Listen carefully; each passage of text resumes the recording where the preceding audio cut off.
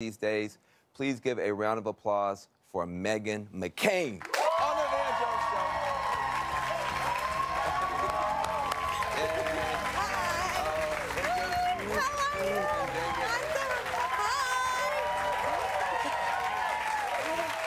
Thank you. I love the set of your show because it's like a Thunderdome. I know, exactly. All the way around. Well, thank you for having me back. Oh, no, thank you for being back. Yeah. And you know, I love this show. I think it's such an important show. Yeah. Well, I appreciate it, and you're such an important guest for us and such an important part of the family, and you and I get a chance to talk offline so much. And, you know, the last time you were here, your dad was sick and my mom was sick, and now both your dad and my mom have gone to a better place. I have not talked about it publicly. I just can't do it. You've actually, I think, done a better job of sharing your experience. You know, what have you learned about grieving, and what have you learned since your father passed that you wish more Americans who all of us faces at some point knew? Well, the first thing I have to say is that I'm surrounded with support. Everywhere I go, somebody has an anecdote they want to tell me about my dad, Yeah, and absolutely. it's a gift to have that because he's always present in me, but he's clearly present still in a lot of other people's lives as well. So I try not to feel bad for myself because I just don't think, I think he would be terribly pissed if I walked around that way anyway. Right. But I've learned that grief is a very toxic, taboo subject. It makes people very uncomfortable. And I am almost 5 months out since he passed, and I am sad every single day. Yeah. And I don't think there's anything wrong with sharing that. Right. I have moments where I think that I just can't do anything anymore without him. And it's a weird place to be in so many different ways. As a daughter, I'm grieving and I'm sad. As an American, I hate this country without him in it. Yeah. And I know that sounds awful. I don't hate America, but I just hate it without his leadership. You hate that vacuum. Yeah. And I'm sad all the time. And I'm struggling with that sadness. And I miss him in ways that I never even could have fathomed. And then I try and say, what would my dad say? And he'd say, we are McCains, and we don't feel sorry for ourselves, and we're blessed, and get up and go keep fighting, Meghan. So that's what I try and do every day. And some days are better than others. You're not the only person missing John McCain. This vacuum is so pronounced now because of this wall, the shutdown, all this sort of stuff. I'm hearing now that you're saying you're not really calling yourself a Republican anymore. I call myself conservative. I mean, I'm still a member of the Republican Party, and I still vote on the Republican ticket, but Republicanism is so tied up with being for Trump. But I'm also not a never-Trumper.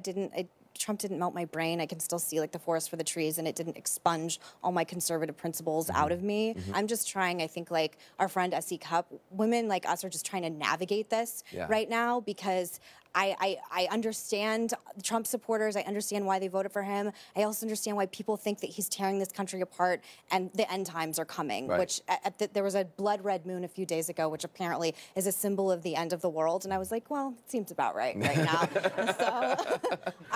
So I'm just trying to, honestly, I'm trying to survive in a lot of different ways and politically as well right now. And just, but I'm not a liberal. And I think it would be intellectually dishonest for me to go on TV and start espousing beliefs that I didn't believe in. Something will come out of this in one way or another. I just don't know if it's going to be the traditional Republican Party because Trump changed it so much. And it's not what I recognize anymore. And its character seems to be gone, which to me, when I grew up, conservatism and character, like my father was like really, really, I would say militant about character. Yeah. And now it seems like lying, well, it's okay. It's a little nebulous. Stealing, it's a little nebulous, you know, and it just, I don't think those are American characteristics. And it scares me a lot. You know, this fight to keep, you know, our parties, good parties, has, you know, got a history.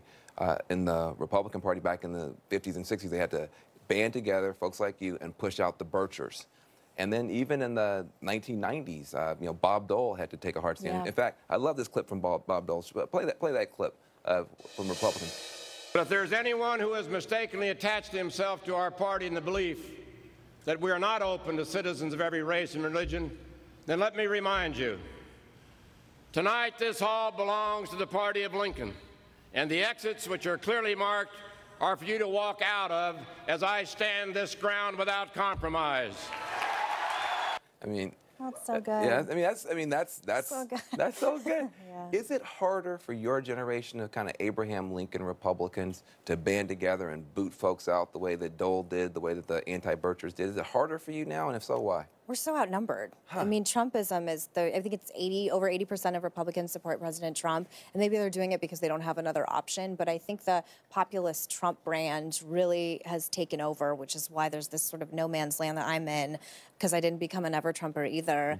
But it's funny you play that clip, because it's actually one of my first political memories. Was I was at that convention and I gave my first interview when I was 11. And it's just a different time. I know. And then Jack Kemp was his running mate, one of the great conservatives of our time, and it just doesn't really exist that much anymore. And by the way, this cynicism has come with Trump. I mean, I don't see a lot of leadership with people in office either. And there's some politicians that I thought would really be amazing at helping fight this fight, and they've terribly disappointed me. This particular sticky widget around the wall is something I just want to get your thoughts about, because it gets very tense. I watch you guys on The View, because I feel like Trump took a tough conservative principle, which is border security. I have a different view of it, but I can respect a conservative who wants that. And he put it in the blender with a whole bunch of racist, crazy stuff and Steve King, and then you poured it out. And now you have to drink the whole thing or spit it all out. And, so then Democrats get mad and say, listen, the wall is racist. And then I think, you could hear that as we're saying all Republicans are racist. How do you make sense of our pain and our frustration? I mean, you really are in this kind of tough situation, aren't you? Well, I will say I completely understand the other sides. I live in Manhattan, and I just have to leave my apartment, and I am inundated with Republicans are Nazis, they're the worst, everything you believe in is awful and ruining this country. Every moment of my life when I'm in this city, I feel it. And I think sometimes when I hear anyone who supports the wall is racist, it's a trigger for me, because I know people who are not racist who support the wall. But I feel like when we're living in a time when you have one or the other, people get very tribal. And I just wish my friends on the left, and I include the people I work with, would just see my side a little bit, just a little bit, see what it's like for somebody in Arizona who, has seen the impact of maybe illegal immigration, or sees a liberal on TV talking about how great sanctuary cities are and thinks that's crazy as well. But it's hard for me, because I get very triggered as well, because I get very territorial over my people, if you will. I've noticed that about you, and it seems to me that the idea of you being accused of being a racist is offensive even more than most people. I think it's the worst thing you can call anyone. Why do you feel that way? Were you raised that way? I mean, why? Yes, and I come from, I think people maybe forget, I mean, it is not, I don't know the experience of a minority. I'm certainly not. I'm a privileged white woman that has a senator for a father. But my little sister is adopted, and there's a very famous political moment in 2000 when my father was running for president, when Karl Rove had a whisper campaign done that my father had an illegitimate black child who's my sister Bridget. So at a very young age, I had to sort of reconcile why would that even be a bad thing? Why does it matter that I have an adopted sister? I am not saying in any way this means I have experience. I think it's important for people to understand that because you have a sister, you've had a certain type of experiences, and you've seen an impact of racism in your own life.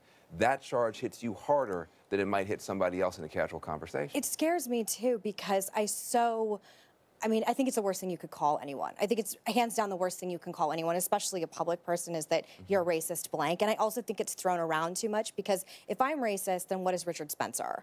And I think that there has to be delineations, which I know just like me saying that in particular might make people change the channel. But I think it's thrown out too often. But I will say that for me, of all the things that have ever been said or accused, it is the most deeply hurtful. I have taken it home to me at night. I'm just here to ask questions. I'm here to represent where I come from. I'm here to represent my party. I'm here to represent my family. And honestly, if people don't like it, use a rotating seat. You can replace me. It's like having a residency in Vegas. So, you can have somebody else do it instead. Well, we want to keep you right where you are on The View and right here. We're going to come back. For now, I'm still employed. Exactly, which we like a lot. Thank you. More with Meghan McCain when we get back. Women